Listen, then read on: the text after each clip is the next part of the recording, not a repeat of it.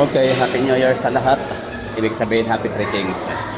So, pataas ng pataas, paakyat ng paakyat yung pizza natin sa taong 2026. And yun ang di pa natin alam kung anong pwedeng gawin nating adventure. Kaya ito na lang muna. Bawat labas natin, bawat punta sa mga lugar na hindi natin masyadong na-vlog, i-share ko na lang sa inyo. So, dito tayo ngayon sa Starbucks.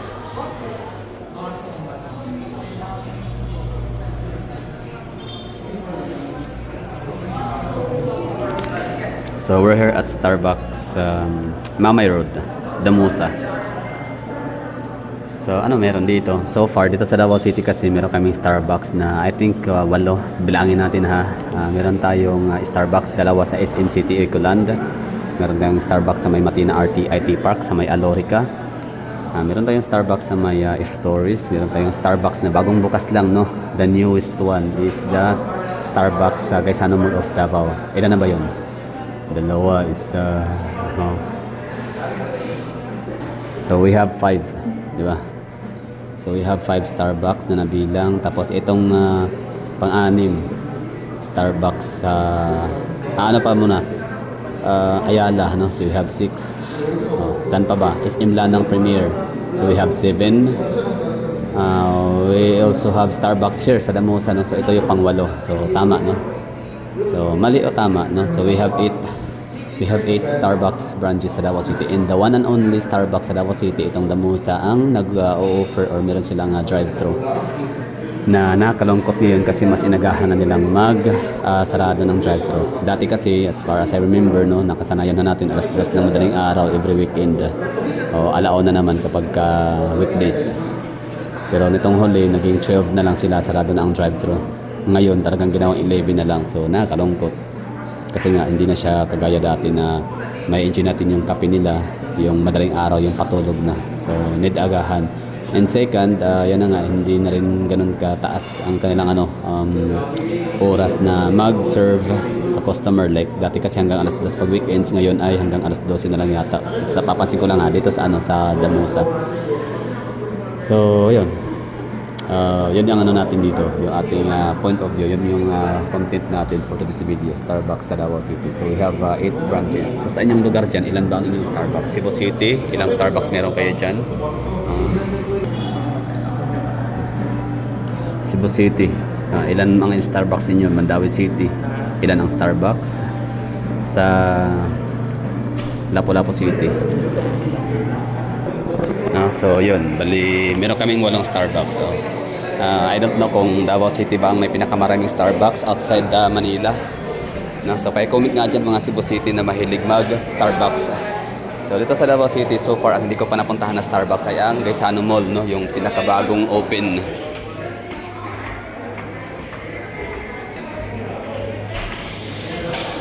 Pinaka perfect to sa akin talaga Starbucks ng the perfect one is itong ating Soki sa may Damusa.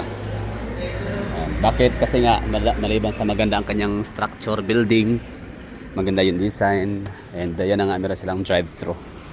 So ako ang tipo sa tao na napakatamad talagang pumunta sa loob, pumasok para mag-order, no. Hindi man basta lang kasi nakakahiya, respeto ba sa mga nandito na nagda-dine in, nagkakape sa loob. Dine in ba tawag dyan? To go or here or to go, di ba? Hindi also ang ang dine in tsaka take out.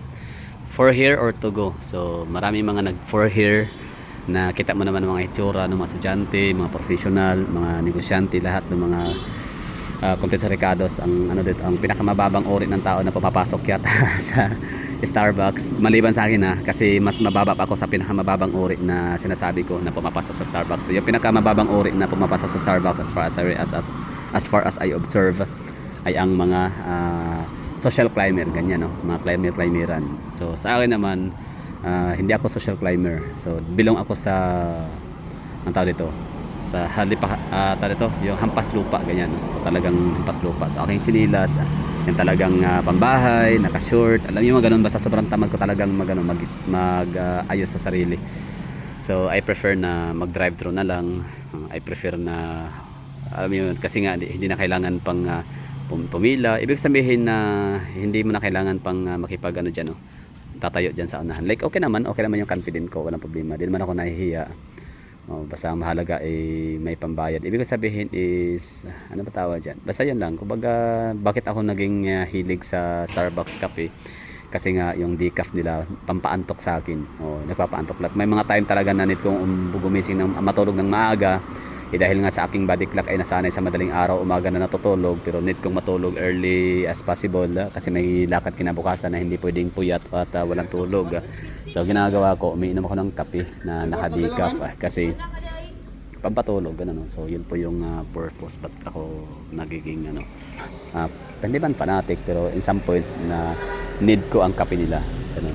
So decaf. So yun po yung meaning, rason. Kumbaga ang iba may mga nasasabi kasi hindi ko naman alam, wala naman ng kaibigan kakilala personally na nagkakape lang sila dahil paklas or pasosyal. Talagang gusto lang nila. So ako naman talagang kahit hindi ako pasok sa bracket ng mga target consumer or target sales ng Starbucks, dahil nga ano lang, hampas lupa lang talaga, no? Hindi ako bilang sa middle class or something, kaso nga lang meron akong 195 or 215 rather para sa decaf white chocolate mo kanong araw. Ngayon na ako, I'll go for black coffee kasi we're not getting younger. So kailangan alagaan natin ang liver, kidney, lahat ng mga internal organs natin from sweets. Kasi sa nasisira yan. So yun, balikan natin yung rason bakit andito tayo. Ibig sabihin na ito ang bakit ko nasabi ito ang pinaka the best na Starbucks para sa akin na branch sa Davao City, no, na pinupuntahan lagi kasi nga drive-thru. So hindi ko kailangan pumasok sa loob at wala lang, ayoko pumasok, tamad kasi nga na hindi man nakakahiya, pero bilang respeto ayoko masabihan ng mga taga wala nang respeto tong taong to, pumasok lang na naka-short na pambahay na short. Okay lang kung short talaga na yung mga Balenciaga, mga gano'n, no, nakachinilas ng mga mamahalin, hindi pambahay lang talaga yung tag 60 pesos na mabibili sa sa Yangorin, yung mga ganong level na mga quality na aking mga kasuotan na pambahay na talaga yung kasi doon ako komportable yun. So that's why I love this branch, Damosa branch Starbucks, pinakamaganda para sa akin. So kayo ba, ano ba ang pinakamagandang Starbucks sa inyong lugar or sa inyong palagay, no? Anong Starbucks ang pinakaswak sa inyong maganda sa inyong paningin, no? Talagang kaibig-ibig, habig-habighani. So para sa akin, this is the best Starbucks Damosa. May kalayuan pero okay lang kasi talagang kailangan, kasi hindi ako makatulog kisa sa mapurnada yung mga transaksyon na may kinalaman sa finances, business, no, yung kinabukasang pupuntahan, yung mga ganun. So kaya kong mag-invest ng 215 pesos para sa business, para sa magiging magandang resulta sa business transaction kinabukasan. So yun lang siguro, no? So Davao City, we have 8 branches, pero maaring mas mataas pa dyan, baka may mga nag-o-open baka mayroong bagong open na Starbucks sa Davao City na hindi ko alam. Basta already we have at least 8 Starbucks stores sa Davao City, and nag-iisang drive-thru, nag-iisang branch na mayroong drive-thru. So unahin natin sa SM Ecoland, we have 2. We have one in IT Park sa may Alorica. So pang-apat yung sa may tawag na ito sa may F Torres, pang-5 sa Gaisano Mall of Davao, newly open. Pang-6 sa Ayala, Abriza, pang-7 sa saan ba? Pang-7 sa may SM Lanang Premier, and ito yung pang-8. So kung meron pa tayong mga bagong open dito na hindi ko nabanggit, so let me know in the comment box sa mga taga Davao. So mga nanonood dyan, mga taga Iloilo City, Cebu City, Mandaue City, Lapu-Lapu City, outside Manila, so General Santos City, ilan ba ang mga Starbucks ho ninyo dyan, no? Zamboanga City, mga highly urbanized city.